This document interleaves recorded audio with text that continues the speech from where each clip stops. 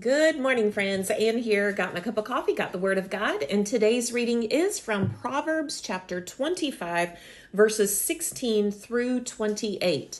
Friends, Proverbs is a collection of sayings that usually don't necessarily go together in like one comprehensive message, but they're just bits of wisdom and advice passed on from generation to generation. But in Proverbs 25, we see a bit of a repeated idea that runs throughout this passage. I'm going to read the first two verses of the beginning of the passage and the first and the last two verses of this passage and see what it has to do with self-control. It says this in 16 and 17. Do you like honey?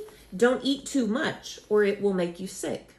Don't visit your neighbors too often or you will wear out your welcome.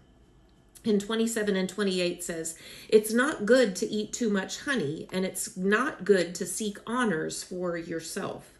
A person without self-control is like a city with broken down walls. Friends, the thing that I see all of these things having in common is that there is an emphasis on the importance of self-control. Self-control helps us to set safe boundaries for ourselves. It's like it says in 28, a person without self-control is like a city with broken down walls. It's like a person with no boundaries. They don't know where to stop, when to stop. And oftentimes what we see is just like these other verses that I read, that too much of a good thing can actually be a really bad thing. So honey, there's nothing wrong with honey, but too much of it will make you sick. And there's nothing wrong with visiting your neighbors, but too much of it will make you and them sick. And it says, and it's not good to seek honors for yourself.